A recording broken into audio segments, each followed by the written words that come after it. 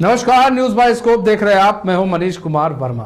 तो आज आपको बता दें कि बिहार की जो एक बड़ी खबर सामने आ रही है वो ये है कि विनोद तावड़े की आज मीटिंग चल रही थी बीजेपी कार्यालय में। इस दौरान डिप्टी सीएम सम्राट चौधरी भी मौजूद थे, कई जो नेता हैं बीजेपी के वो मौजूद थे और ऐसे में समीक्षा बैठक हो रही थी और कहा जा रहा है हार जो हुई है, जो सीटें हारी हैं लोकसभा चुनाव में, उन लोकसभा चुनाव में जो सीटें हारी उनको लेकर समीक्षा बैठक हो रही थी। इसी बीच बुलावा आ जाता है नीतीश कुमार का सम्राट चौधरी को। सम्राट चौधरी तुरंत जो तावड़े के साथ मीटिंग चल रही थी उससे छोड़कर नीतीश कुमार के पास वो पहुंच जाते हैं, उनसे मुलाकात करने पहुंच जाते हैं। हमारे साथ हमारे संपादक जुड़ चुके हैं, बिहार संपादक जुड़ चुके हैं एसके राजीव जी, पूरी जानकारी के साथ लाइव जुड़ चुके हैं। एसके राजीव जी, एक मीटिंग चल रही है, बीजेपी की महत्वपूर्ण मीटिंग चल रही है, विनोद तावड़े उसमें मौजूद हैं, लेकिन मीटिंग छोड़कर ऐसा क्या, कौन सा बुलावा नीतीश कुमार की तरफ से आ गया? ऐसी क्या बात करनी थी नीतीश कुमार को कि सम्राट चौधरी को बीच मीटिंग छोड़कर उन्हें नीतीश कुमार से मिलने जाना पड़ा? नहीं, देखिए, दरअसल में मनीष से विनोद तावड़े बिहार के प्रभारी हैं और जो चुनावी परिणाम सामने आया 4 तारीख को, उसके बाद पहली बार आए हैं, यानी कि लंबे समय बाद पटना पहुंचे। और पटना पहुंचे तो 3 बजे से पार्टी कार्यालय में मीटिंग रखी गई थी और उसमें तमाम जो बड़े नेता हैं, जो प्रभारी थे बिहार के, जो लोकसभा क्षेत्र के प्रभारी थे, वो तमाम लोग उस मीटिंग में मौजूद थे। और जो 5 सीट जो बीजेपी लूज की है उसमें से 2 जगह के जो उम्मीदवार थे, वो 2 उम्मीदवार जो है वो नहीं पहुंचे। एक औरंगाबाद के जो उम्मीदवार हैं वो नहीं पहुंचे और एक आपको सासाराम के जो ये आरा के जो उम्मीदवार हैं वो नहीं पहुंचे, यानी कि सुशील सिंह और आर.के. सिंह जो हैं ये दोनों नहीं पहुंचे। बाद बाकी 3 लोकसभा के जो इनके उम्मीदवार थे वो उस मीटिंग में पार्टिसिपेट कर रहे थे। मीटिंग चल रही थी, मीटिंग में हार और जीत पर जो है वो चर्चा हो रही थी। विधानसभा वाइज जो है वो चर्चा हो रही थी कि किन किन सीटों पर, किन किन विधानसभा में जो है वो बीजेपी सीट लूज की है, कहाँ पर कम वोट मिले हैं, उस पर चर्चा हो रही थी। उसी समय अचानक सम्राट चौधरी, जो कि उप मुख्यमंत्री और अध्यक्ष हैं बिहार बीजेपी के, उनके मोबाइल पर फ़ोन बजता है सीएम हाउस से और उस पर सीएम खुद रहते हैं और वो उनकी तरफ से कॉल आता है कि आप सीएम हाउस आइए, आपसे बात करनी है। उसके बाद सम्राट चौधरी मीटिंग छोड़ करके वहाँ से सीधे निकलते हैं तावड़े जी को कह करके और वो सीएम हाउस जाते हैं। और वहाँ पर क्या बातचीत होती है ये छन के बाहर अभी नहीं आई है, लेकिन ये जानकारी मिल रही है कि वहाँ पर जेडीयू कोटे से जो मंत्री हैं और कैमूर से विधायक हैं जमा खान, उनको भी सीएम हाउस से विधिवत बुलाया जाता है, वो भी वहाँ पर मौजूद थे। और लेकिन जो हमारे जो सोर्स बता रहे हैं, जो हमारे पास जानकारी है कि दरअसल में एक बयान कल संजय पासवान, जो बीजेपी के नेता हैं, पूर्व मंत्री रहे हैं केंद्र सरकार में, अभी एमएलसी थे पिछली सरकार में, उनकी तरफ से एक बयान जो है वो सहजानंद सरस्वती की पुण्यतिथि पर दिया जाता है सार्वजनिक मंच से। और वो बयान ये था कि बिहार बीजेपी जो है अगर नीतीश कुमार के साथ चुनाव नहीं लड़ती तो बिहार में बीजेपी का खाता भी नहीं खुल पाता। अब अंदाजा लगाइए कि संजय पासवान जैसे सीनियर लीडर जो केंद्र सरकार में राज्य मंत्री रहे हैं, दलित के एक बड़े चेहरे हैं, उनकी तरफ से यह बयान दिया जाता है और वो भी एक सार्वजनिक मंच पे, पब्लिक प्लेटफॉर्म पर इस तरह की बयानबाजी की जाती है। उसके बाद आज अश्विनी चौबे का बयान आता है और फिर जमा खान का बयान आता है। जमा खान ये कहते हैं कि भाई संजय पासवान ने कोई नई बात नहीं कही है, वाकई में बिहार में अगर बीजेपी जेडीयू के साथ चुनाव नहीं लड़ती तो निश्चित तौर पर नुकसान जो है वो बीजेपी को होता, क्योंकि जो नीतीश कुमार है वो उनका बिहार में एक चेहरा है, वो एक फेस बन चुके हैं। और आज अगर केंद्र में नरेंद्र मोदी प्रधानमंत्री बने हैं तो उसमें नीतीश कुमार की बड़ी भूमिका है और नीतीश कुमार ने त्याग किया है, क्योंकि नीतीश कुमार को प्रधानमंत्री पद का ऑफर था, ऑलरेडी इंडी गठबंधन से ऑफर था और ऐसी स्थिति में नीतीश कुमार ने नरेंद्र मोदी के लिए त्याग दिया है और त्याग किया है और इसी वजह से नरेंद्र मोदी जो है वो आज प्रधानमंत्री हैं केंद्र में। देखिए, ये एक बहुत बड़ा बयान है। हालांकि इस बयान का रिएक्शन जो है वो बीजेपी की तरफ से कोई नहीं, प्रतिक्रिया में कोई कुछ नहीं बोलता है। सम्राट चौधरी से जब पूछा जाता है तो वो कहते हैं उन्हें इस बात की जानकारी नहीं है और अगर इस तरह की बयानबाजी हो रही है तो इससे परहेज करना चाहिए। लेकिन आरजेडी इस पूरे मामले में कूद पड़ती है और कहती है कि भाई बिल्कुल सही कहा गया है, अगर नीतीश कुमार साथ नहीं होते तो बीजेपी का बिहार में खाता भी नहीं खुलता। तो ये एक इस तरह की बयानबाजी है जिससे निश्चित तौर पर गठबंधन पर प्रभाव पड़ेगा। और नीतीश कुमार, चूंकि आपको याद होगा कि जब लोकसभा का चुनाव भी लड़ा जा रहा था तो कई जगह पे उन्होंने सार्वजनिक मंच से यह घोषणा की थी कि इस बार वो बीजेपी का साथ नहीं छोड़ेंगे, बल्कि प्रधानमंत्री को 400 पार पहुंचाना है सीट जो है वो। तो ये एक बड़ी वजह है कि नीतीश कुमार को यह लगा कि अगर इस तरीके की बयानबाजी होगी तो उससे कहीं ना कहीं से गठबंधन जो है उसमें दरार बढ़ेगी। और यही वजह है कि नीतीश कुमार ने स्वयं सम्राट चौधरी को फोन किया और फिर जमा खान को भी बुलाया गया। दूसरी तरफ आप देखिए कि आज लगभग 3 बजे के करीब जो है वो लोकसभा के भीतर नरेंद्र मोदी, जेडीयू का जो केबिन है लोकसभा में हर एक दल को मिलता है, तो वहां वो पहुंचते हैं। तो वहां पर जेडीयू के तमाम 12 सांसद जो है वो मौजूद रहते हैं, उनके साथ वो जाते हैं, उनके साथ वो मीटिंग करते हैं, लगभग 20 मिनट तक बैठते हैं उनके साथ। और उस मीटिंग में भी वो यह कहते हैं कि नीतीश कुमार जो है वो एक दूरदर्शी सोच के वो लीडर हैं। और यही वजह है कि बिहार में सुशासन की सरकार चल रही है, बिहार में 30 सीट पर एनडीए जीती और आने वाले दिनों में जो कुशासन के जो परिचायक हैं वहां पर आरजेडी के ऊपर नरेंद्र मोदी ने तंज कसा है, उनको हराना है एक बार फिर से 2025 में। तो देखिए 3-3:30 बजे नरेंद्र मोदी ये पोस्ट करते हैं, तो कहीं ना कहीं से नीतीश कुमार को ये चीज लगता है कि भाई देश के प्रधानमंत्री, एनडीए के सर्वोच्च जो लीडर हैं, सबसे बड़े जो नेता हैं, वो जाकर जेडीयू के सांसद से मिल रहे हैं, उनकी तरफ से एक्सपर्ट ट्वीट किया जा रहा है।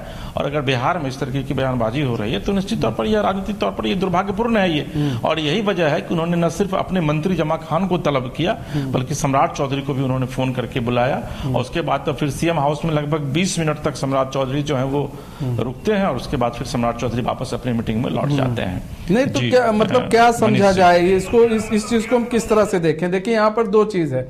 यहाँ पर बयानबाजी बड़ी तेज हो रही है और बयानबाजी ऐसी हो रही है कि भाई जैसा कि बीजेपी के नेता कह रहे हैं कि अगर हमारे साथ जेडीयू नहीं होती तो 0 सीट मिलती, जमा खान कह रहे हैं, वो बात सही कह रहे हैं।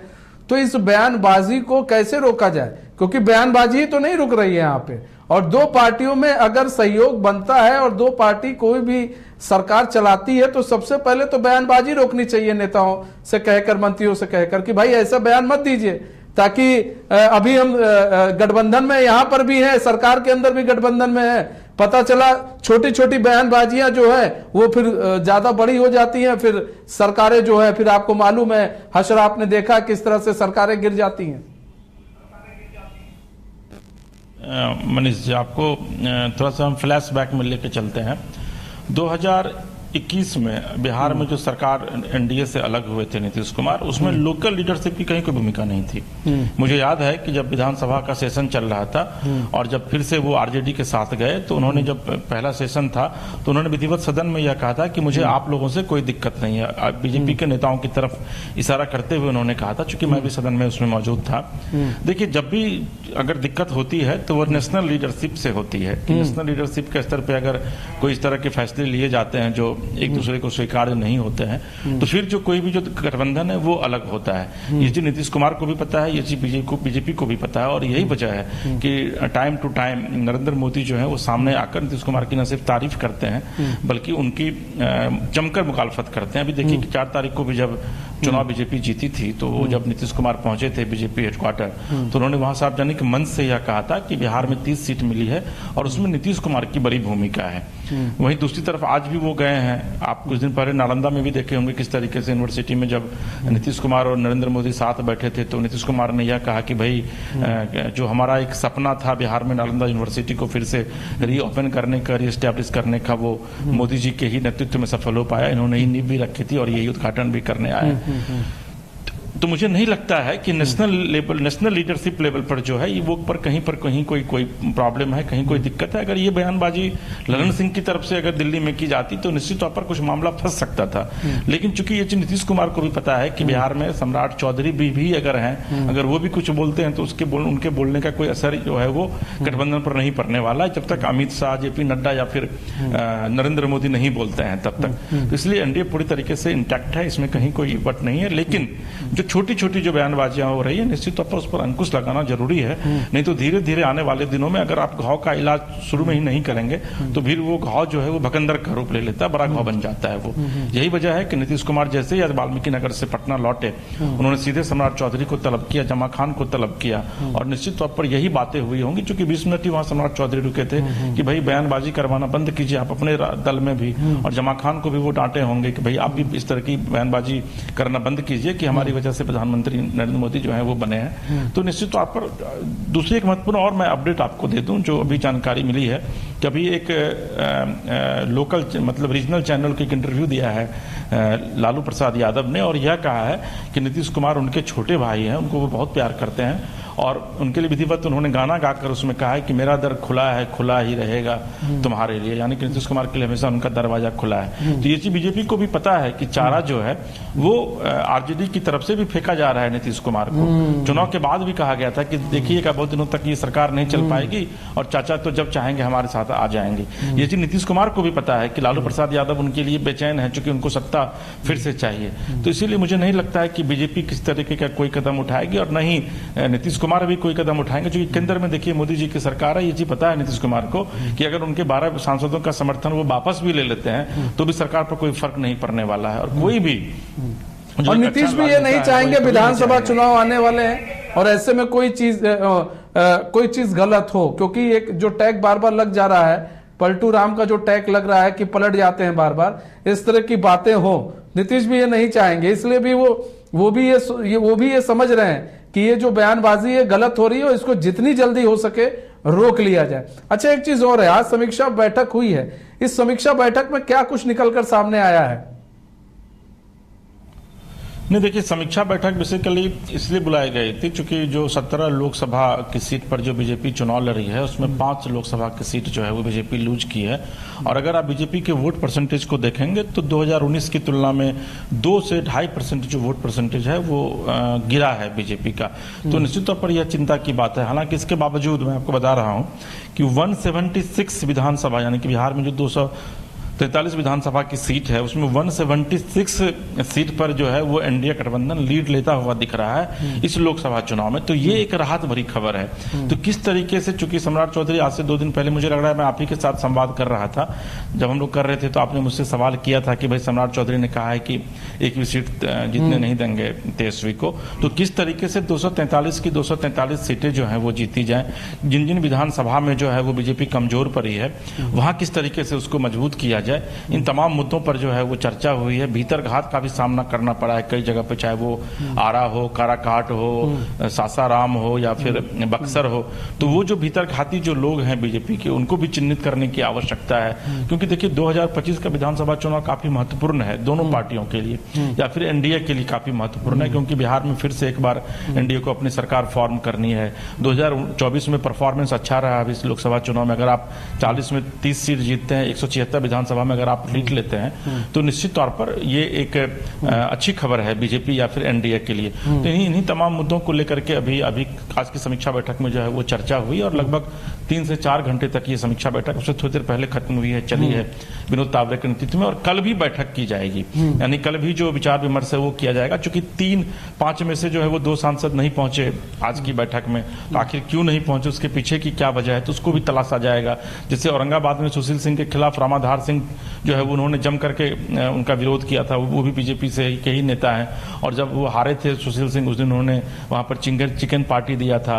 ये आपको आरा में जो है वो शाहपुर बस्ती है, वो राजपूतों की सबसे बड़ी बस्ती है, और वहां पर 20,000 वोट से जो है वो पीछे हो गए थे आरके सिंह, जबकि आरके सिंह खुद भी राजपूत हैं। तो क्या ये वजह है? तो इन वजहों को टटोलने की पूरी कोशिश की जा रही है, और कल भी जो बैठक होगी मुझे लगता है कि उस बैठक में भी यही कुछ जो है वो इन्हीं मुद्दों पर समीक्षा की जाएगी। कल भी इन्हीं मुद्दों पर समीक्षा की जाएगी, और फिर ये भी देखा जा रहा है कि बस बयानबाजी से बचा जाए, जो सरकार सही तरीके से चल रही है, सही पटरी पर चल रही है, सही दिशा में चल रही है, ऐसे चलता रहे। फिलहाल बहुत बहुत धन्यवाद एसके राजीव जी हमारे साथ जुड़ने के लिए।